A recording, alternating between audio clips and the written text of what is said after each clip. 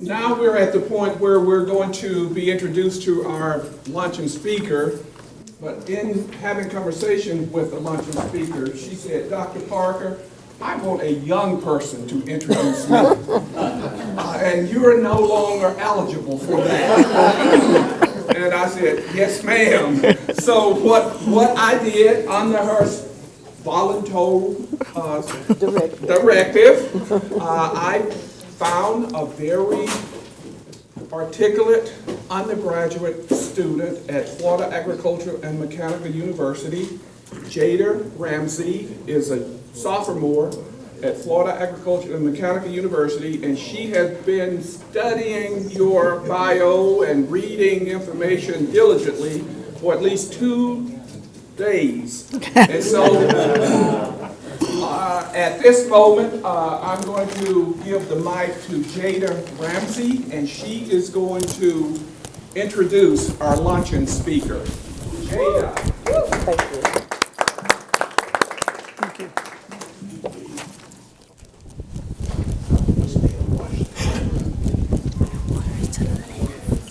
I'm Jada Ramsey, a sophomore from Florida Agricultural and Mechanical University, and I will be introducing our luncheon speaker. Commissioner Dianne Williams-Cox was born and raised in Quincy, Florida, first born to Robert Louis Williams and Mary Brown Wilson.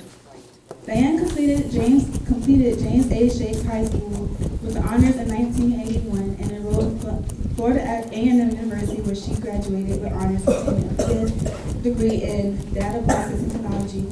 She is also a recipient of Master's in Business Administration from Nova Southern University. Dianne has been 4 years a leading advocate for enhancing women's rights, including equal pay, for eradicating workplace harassment, among others. She has also testified at a city and county commissions meeting, encouraging commissioners to take their meetings into the city or neighborhoods where inequities are obvious and where people feel they have no influence. She is also a founder of the Southside United Citizens Action Alliance, an organization that brings citizens together to identify and educate others on issues, potential solutions for Southside of Tallahassee. She has served as a public relations chair for Leon County Democratic Executive Committee, president of the Capital City Democrat Women's Club, and Region 1 chair for Democrat Women of Florida, and which included DWC clubs in Gaston, Leon, and Huachuca counties. Dianne most recently served as vice chairman with Leon County Democratic Executive Committee. She has also held positions on local boards such as Capital Area Action Agency, the Bethel Empowerment Foundation, and Ivy Connection Incorporated. Dianne has also served as the chairman of Capital City Chamber of Commerce. You're fine. Just keep going. She was the past president of Capitol Park Baseball for 13 to 14-year-olds, served in several ministries in the Bethel Ministry Baptist Church in Tallahassee. She married her high school sweetheart, Tommy Cox, and she and her husband of 33 years have raised 3 sons who attended schools in both Leon and Gaston counties. She also is the grandmother of 6 children, and she is very honored to serve all citizens in Tallahassee as commissioner elected to seat 5. It is my honor to present someone with such history, activism, and commitment. Thank you. When I wrote, I would like to be like her.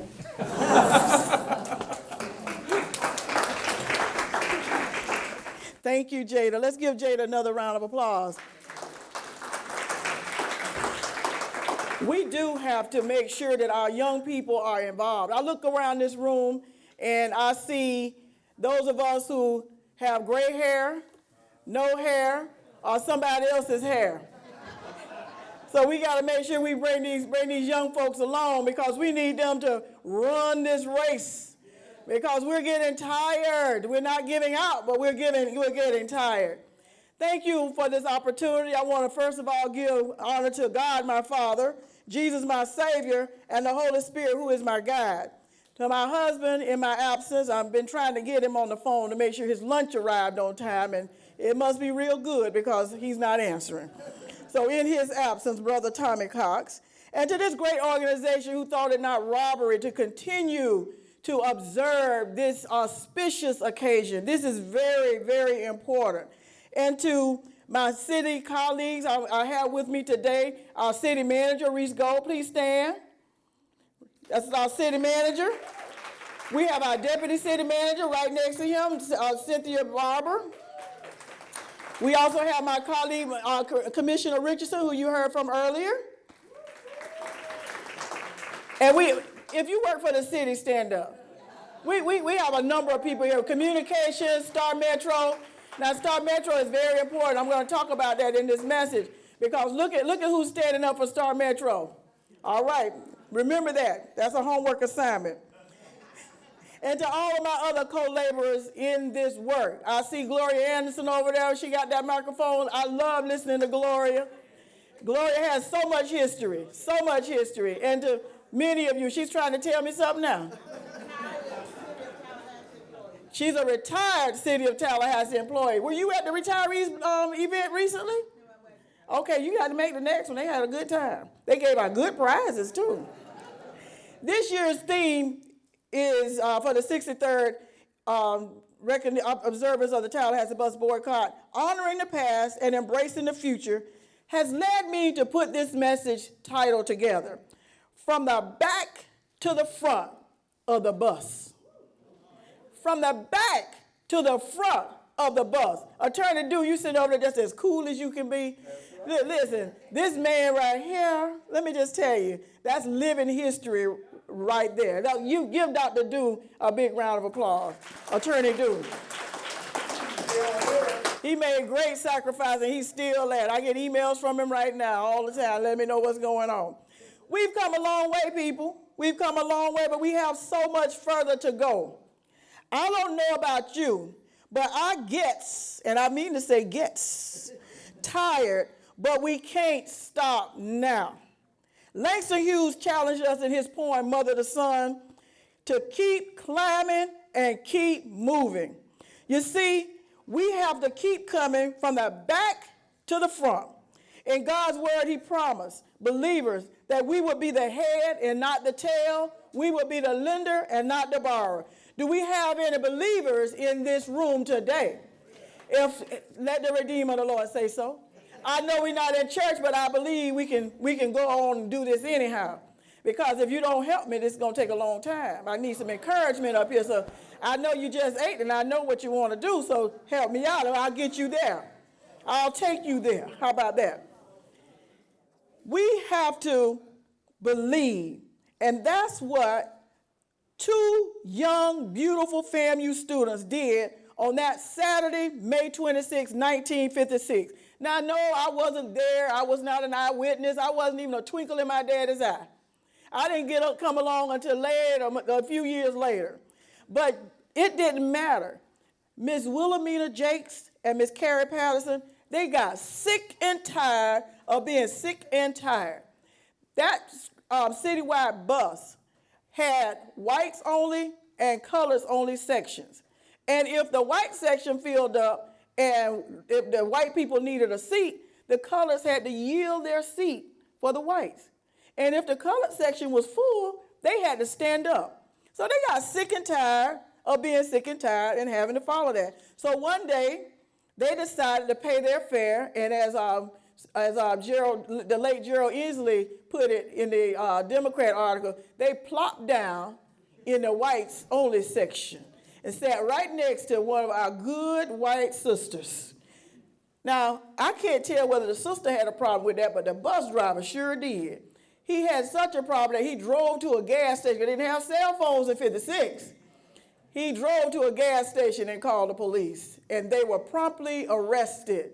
They were charged with the potential for inciting a riot because of where they sat. But these sisters, these young FAMU graduates, which I am a graduate, a proud graduate of Florida A&M University, these young ladies were woke. They were woke before woke was cool. They were woke before woke was even a thing. They were woke because they knew what was going to happen, and they were ready for it. Because, you know, the bus boycott was already going on in Montgomery. So they were doing it in Tallahassee. They were woke and they were ready. And I'm sure they were aware of what could possibly happen when they did this thing. but it didn't stop them from being disruptors, agitators. We have any disruptors and agitators in the room? All right, Cecile, go ahead and raise your hand. I want to identify y'all. This is not the Johns Commission, but we want to identify you disruptors and agitators. If you're a disruptor and agitator, just wave your hand, because I'm waving mine. That's right. You helped us after we get in trouble for disrupting, and you disrupt too. Dr. King stated that for evil to succeed, all it needs is for good men or women to do nothing. Nothing. Stay woke now. He's also said that nothing in all the world is more dangerous than sincere ignorance and conscientious stupidity. Those words right there just resonate as we work in our communities, and we see this even now. But these ladies did something by getting themselves arrested. This woke up the whole community, but most especially Florida A&M. Florida A&M started this bus boycott under the leadership of their SGA president. The students circulated petitions, and according to the Tallahassee Democrat, 2,300 students showed up. They showed up. In 1956, 2,300 students showed up. Can we get 2,300 people to show up for a good cause now? I'm looking at this room, and thank you all for being here. But this place should be packed. This because of what happened. But we've gotten comfortable. We're going to talk about that. We've gotten comfortable because life is good. But if we're not careful, and if we don't stay woke, it could change in the flickering of an eye. So the bus boycott began on May 28, 1956, and lasted until December 22nd, 1956. Now, in my mind's eye, that's what the preachers say. I know some preachers in the room. In my mind's eye, y'all say, I can see that empty bus rattling through campus around the set or whatever was going on in 56. Empty, because people were walking and they had their own carpools and they refused to ride the bus because they were protesting. If we can get a couple of people to just agree to do the same thing at the same time, we'll make progress. But we seem to have a little problem even today doing that. So I admire and I applaud the efforts of those students. That's why it's important to keep young people involved, because they're not afraid. We're afraid because we don't want to lose our jobs. We don't want to lose our housing. We don't want to lose a lot of things. We're afraid. These young people don't have all that stuff. So they're not afraid of losing what they don't have.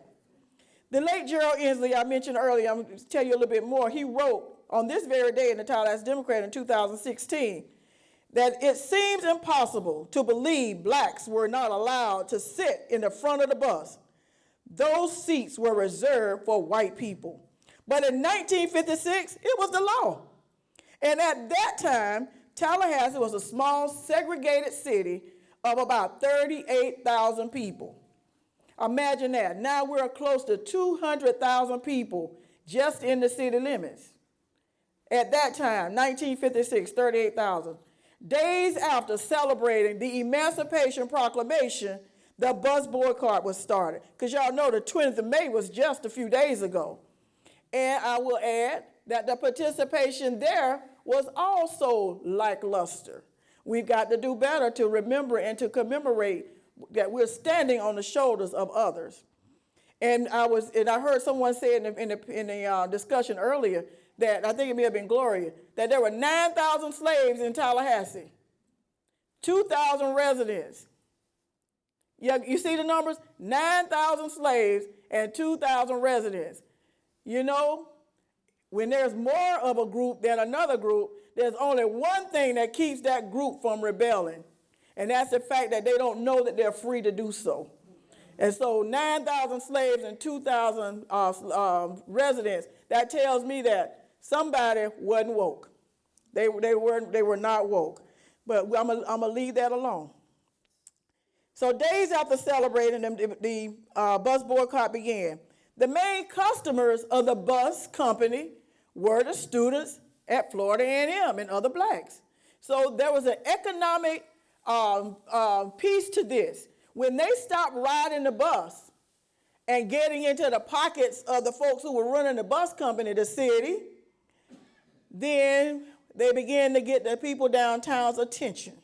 Because when you start messing with the money, and you make that money funny, then people start rethinking.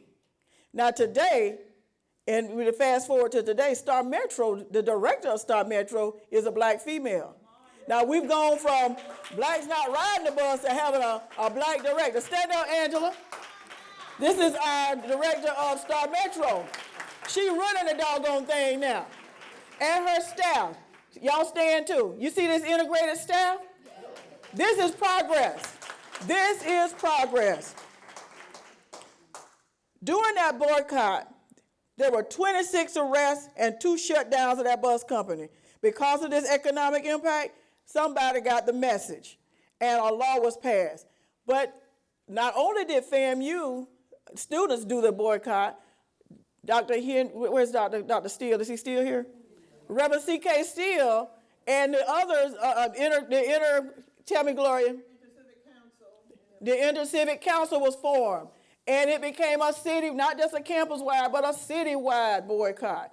The bus would ride by folks walking and tried to offer them a ride. They said, we'd rather walk than ride in the colored-only section. So eventually, that law was changed.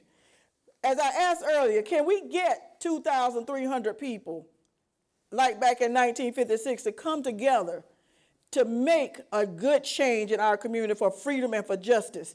Yes, I said freedom, because everyone is not free. Some of us are still enslaved in our minds and have become paralyzed, and we are afraid, as I mentioned earlier. Had these 2 young students been afraid and not willing to be arrested for what was right, who knows what our city or the world would be like? In the words of Dick Gregory, if you don't have an agitator in the washing machine, your clothes don't get clean. So you got to have an agitator to make change happen for the good. So call me what you want to call me. I'll be that agitator. I'll be that disruptor. But it's all for the good of our community, because I want our clothes to come out clean. And I want us to come out clean. Okay, I also had our city manager and our deputy city manager stand up for a reason. Y'all stand up again. Look at them. Look at them. Progress. Progress. That's what I'm talking about. The other thing is that I want to bring your attention to the progress that we've made. We elected the first black female to the city commission. She served well. And it took 24 years for another one to be elected. And that one was Dot Inman Johnson. And she said to me once, she said, I wonder what I did wrong, that it took 24 years for another one to be elected. We can't let that happen. I am only the second black female elected to the city commission in our 195-year history. You do the math. We have Commissioner Bright, who is only the third black female. I mean, we go between African American and black. I'm black, okay? Just so you know. Just so you know, I'm black and I'm proud. So for the first time in our 195-year history, we have a predominantly black city commission. We have Commissioner Richardson, myself, and Commissioner Bryant. And let me tell you, that is progress. That is progress. But you know what? That's not the most important piece of it. The most important piece of it is that we're reflective of our community, because all of the commission, with Commissioner Matlow and with our mayor, we work well together. We're a very progressive group of commissioners led by our mayor, John Daly. And I know he was here earlier today. We have a good time working together, and we work well together. But there's still work to be done. You heard this already. Cecile, who is my sorority sister, you was in my message. You got in my message ahead of me. But just as recent as this last legislative season, we found that all are not in favor of moving people from the back to the front. Amendment 4, voted on overwhelmingly by the citizens of Florida to restore the voting rights of returning citizens who completed their sentence. But a majority of the members of the Florida legislatures who has never made a mistake in their life. I'm glad I'm not like them. I'm glad I'm not like them. I've made some mistakes, and too bad for them. They've never made a mistake. They believe that they were smarter than the people who actually voted for them. And they came in there and put a monkey wrench in this process. So you've got to be careful. You've got to stay woke, and you've got to be ready, because when people put up barriers to freedom and justice for all, you've got to be ready to respond, and you've got to be ready to act. I'll give you another example. Women, stay woke. Listen, just last week, we were reminded that if we do nothing, evil will persist. In Alabama, a group of electeds decided that women are not smart enough to make decisions about our own bodies. So those who claim they do not want government to invade on their own privacy voted to invade on rights of women to choose. Florida, this is a message to Florida. Woke women and men who support us, don't you even think about it. There will be hell to pay if you try to stop us from moving to the front. This violence in our communities is a barrier to keep us from moving to the front. We must learn to show up, to work together, to teach our young folks to move from the back by putting down these guns and moving to the front to help our communities. Let's not have another family have to bury someone due to senseless violence. Stop breaking in cars and homes and taking what does not belong to you. Break into a book or classroom to learn and earn an honest living. Let's believe that we deserve to be up front and that we are willing to do what it takes to get there and to bring others up front. Do we have any up front people in the room? Anybody want to be up front? Anybody already up front? Anybody ready to bring some other people up front? If you couldn't say yes to that, start today. Start picking up your stuff and move to the front of the bus. And do as Malcolm X said. Martin and Malcolm are some of my favorites, in case you couldn't tell. Malcolm said, you have to wake the people up first, and then you get action. So we're awake. Things are happening in Washington to keep us awake. Every day is like a soap opera. And we're even here in Tallahassee, when the Florida legislature is in town, you better stay awake, because it could cost you money if you're not paying attention, and if you're not over there trying to get the best interests of your residents handled. So I'm encouraging you all to come from the back to the front of the bus. I'm going to close with this little poem I found this morning. It's entitled See It Through, because sometimes we start, but we don't finish. See, Wilhelmina Jacks and Carrie Patterson, they started it.